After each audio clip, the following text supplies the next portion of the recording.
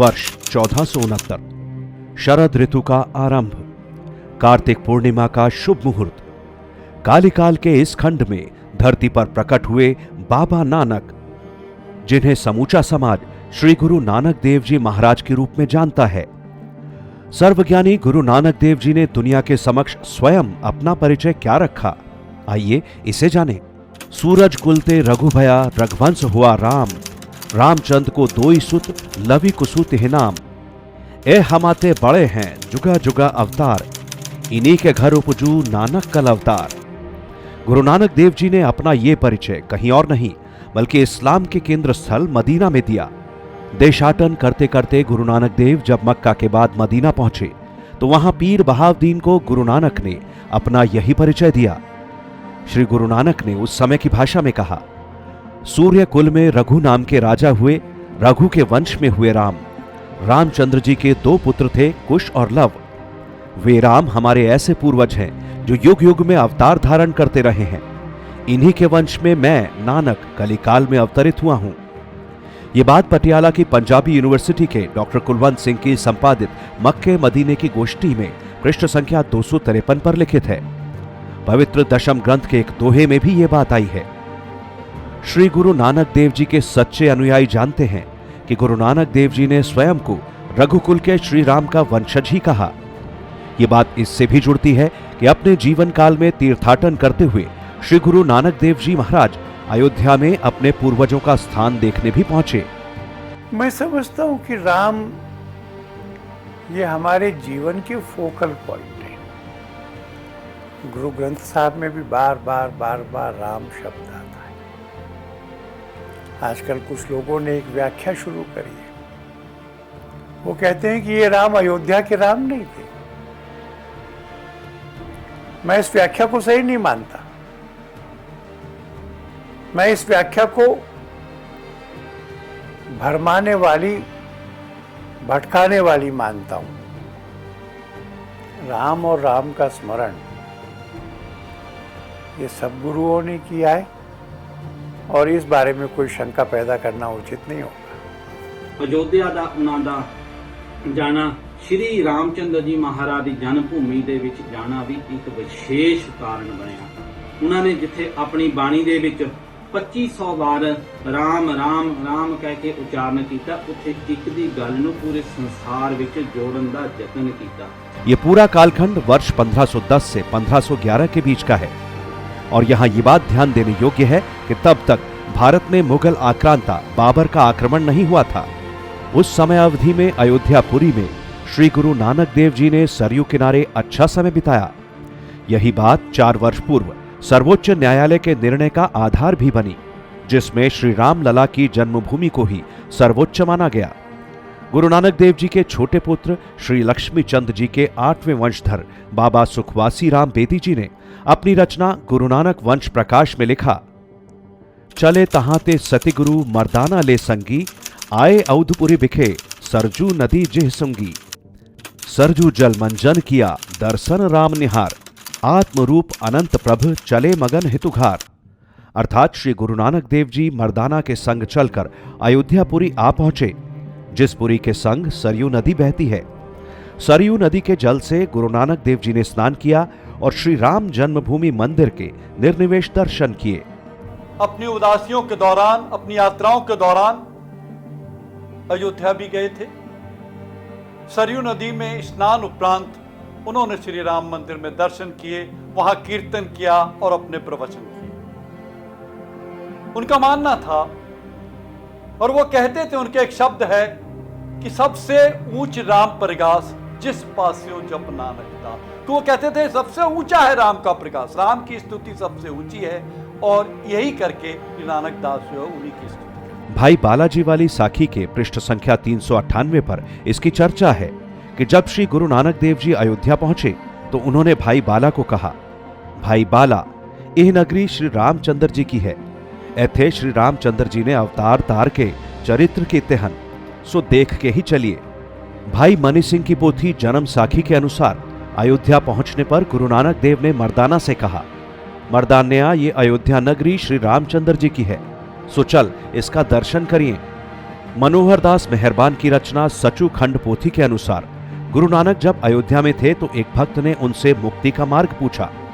इस पर श्री गुरु नानक ने कहा, जगन होम पुन तप पूजा देह दुखी नित दुख सहे, राम नाम बिना मुक्ति न पावसी, मुक्ति नाम गुरुमुखी लहे, राम नाम बिनु बिरथे जगी जन्मा।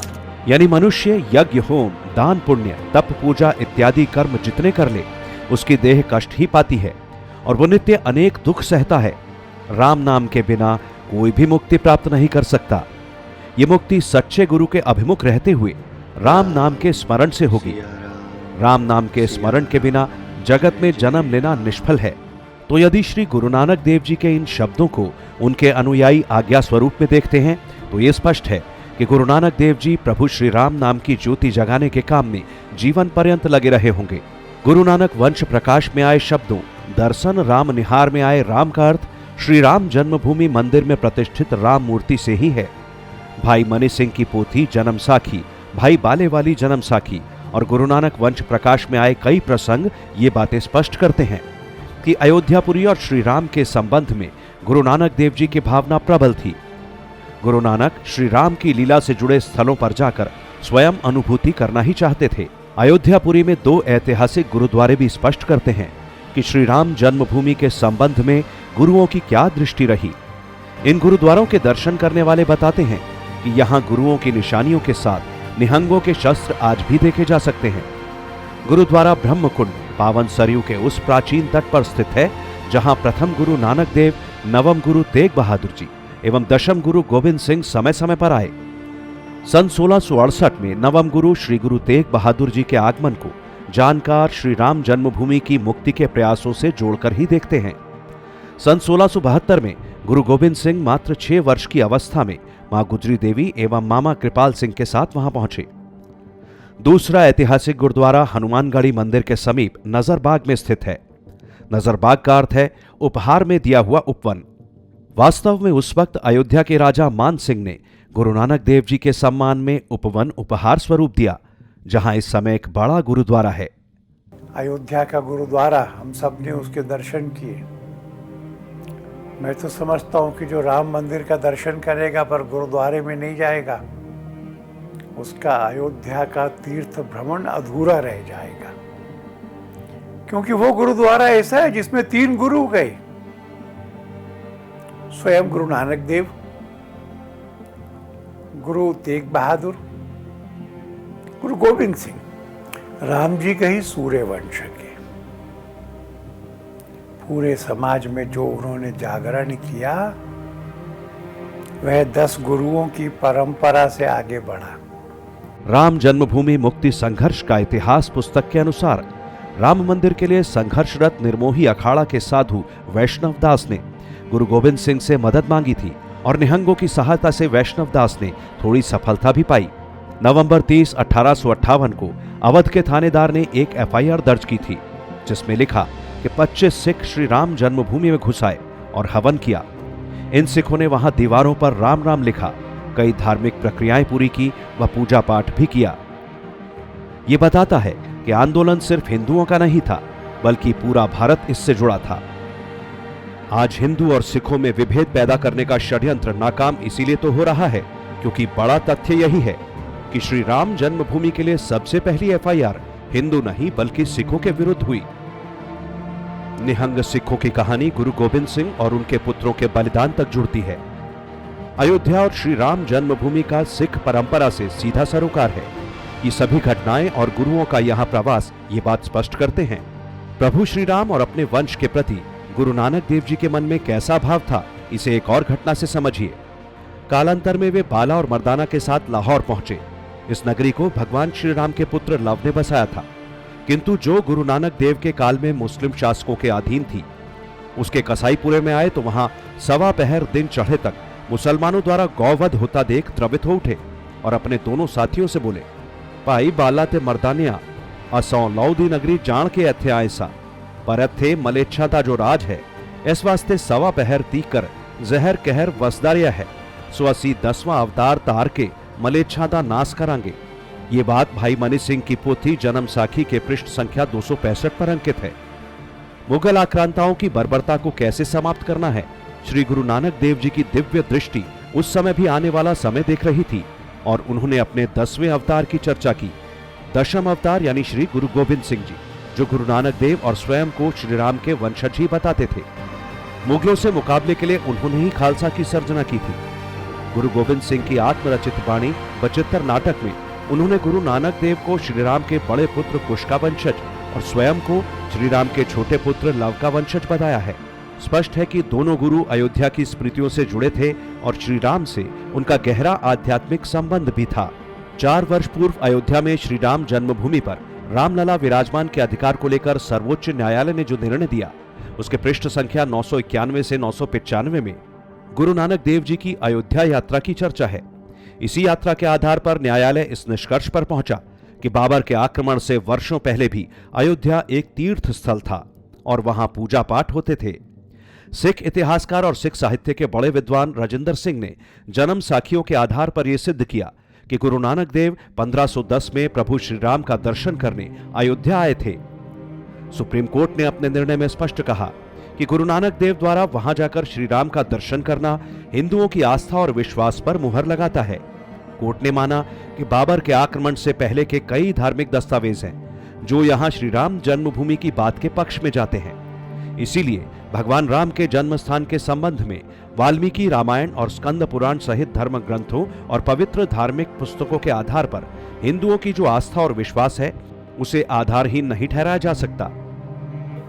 जब श्री राम जन्मभूमि का निर्णय हुआ तो सुप्रीम कोर्ट ने उस गुरु नानक की यात्रा का भी उसमें वर्णन किया। और आज अगर हम कोई भी कानून देखते हैं तो जो सिख हैं, चाहे हिंदू मैरिज एक्ट हो, चाहे Hindu adoption and maintenance act हो, चाहे हिंदू एक्ट हो, हर एक हिंदू का लॉ सिखों पर उसी तरीके से लागू है। इलाहाबाद उच्च न्यायालय के निर्णय में भी जन्म साखी का जिक्र करते हुए इस घटना की तरफ ध्यान दिलाया गया था। राजिंदर सिंह ने आदि साखी, पुरातन जन्म साखी, पौड़ी जन्म साखी और गुरु नानक वंश प्रकाश जैसी पवित्र पुस्तकों के आधार पर अपनी बातें रखी। गुरु परंपरा के कुछ विद्वान मानते हैं कि गुरुओं की वाणी का प्रथम संकलन 5वें गुरु श्री अर्जुन देव जी ने वर्ष 1604 में जारी किया, जिसमें कुल शब्दों की संख्या 3,98,000 से अधिक है। इसमें सर्वाधिक 9,288 बार दोहराया गया शब्द है हरि। श्री राम का नाम इसमें 2,533 बार आया। ऐसे ही प्रभु, गोपाल, मुरारी, गोविंद, नारायण, परमात्मा, ठाकुर, परमेश्वर, जगदीश जैसे अन्य शब्द कई बार आए। इससे श्री राम और उनके जन्म स्थान को लेकर गुरुओं की दृष्टि और बलवती दिखती है। मुस्लिम आक्रांताओं के अत्याचारों के अगवा बाबर के विरुद्ध आवाज उठाने वालों में प्रथम गुरु नानक देव भी थे। उन्होंने बाबर की सेना को पाप की सेना और शैतान की सेना तक कहा। सिख साहित्य के मूल स्रोत स्वयं बताते हैं कि मुस्लिम आक्रांताओं ने भारत में बड़े बड़े मंदिर तोड़कर मस्जिदें बनवाई। इन्हीं में श्री राम जन्मभूमि का मंदिर भी था, जिनके वंश में श्री गुरु नानक देव जी, श्री गुरु तेग बहादुर और गुरु गोविंद सिंह ने जन्म लिया। अगर हम गुरु ग्रंथ साहब जी का अध्ययन करते हैं तो हम पाएंगे कि श्री राम शब्द उसके अंदर 2,500 बार से अधिक प्रयोग हुआ है। इसका मतलब क्या होता है कि और वहां हरि का शब्द भी हुआ है, मोहन का भी हुआ है, मुरारी का भी हुआ है। गुरुवाणी के बाद सर्वाधिक प्रामाणिक माने जाने वाली भाई गुरदास की रचना की प्रथम 19 पौड़ियों में कहा गया है कि भारतवर्ष की सांस्कृतिक चेतना के मूल स्रोत वेद की प्रतिष्ठा न्यून होने लगी। नासमझी के कारण लोग वेदों की निंदा करने लगे और भूल गए कि वेद परमेश्वर का दिया ऐसा सौदा है जो संसार सागर के पार उतार देता है। गुरु नानक देव जी का जन्म बेदी परिवार में हुआ, जिनका मूल भगवान श्री राम के कुल सूर्यवंश से जुड़ता है। बेदी का अर्थ है वेदों के ज्ञाता। श्री गुरु गोविंद सिंह जी के अनुसार सभी गुरुओं का संबंध सूर्यवंश और भगवान श्री राम से है। पवित्र दशम ग्रंथ के भाग विचित्तर नाटक में गुरु गोविंद सिंह जी ने भगवान श्री राम के वंश का पूरा लेखा जोखा दिया है। गुरु नानक देव जी जहां बेदी कुल से थे, वहीं गुरु गोविंद सिंह जी सोढ़ी कुल से थे। इन दोनों कुलों का संबंध श्री राम के दोनों पुत्रों लव और कुश से है। गुरु गोविंद सिंह की अपनी वाणी का सार यह है कि लव ने लवपुर बसाया, जो वर्तमान का लाहौर है, और कुश ने कुशपुर, जिसे आज कसूर कहते हैं। कालांतर में दोनों के वंशजों में युद्ध हुए, स्थितियां बदली और कुशवंशी अंत में काशी आकर बसे और वेदों के महाज्ञाता होने के नाते बेदी कहलाए। इनसे वेदों का ज्ञान सुनकर लववंशी सोढ़ी राजाओं ने समूचा राजपाट बेदियों को समर्पित कर दिया। तब कुशवंशीय बेदी प्रमुख ने लववंशीय सोढ़ी राजा को वरदान दिया कि जब भविष्य में कुशवंशीय बेदियों में नानक जी का अवतार होगा, तब वो लववंशीय सोढ़ी वंश को फिर से उच्च अवस्था प्रदान करेंगे। गुरुओं की समूची श्रृंखला में यही हुआ भी। ये एक एक शब्द एक एक मंत्र है। नाम जप ये भक्ति का मंत्र है, और ये भक्ति निरंकार से है। किरत करो ये पुरुषार्थ का है। और स्वयं गुरु नानक देव अपने बाद के वर्षों में करतारपुर में रहकर के स्वयं खेती करते थे। इसलिए पुरुषार्थ का, परिश्रम का, मेहनत करने का संदेश। और तीसरा, वंड छपो।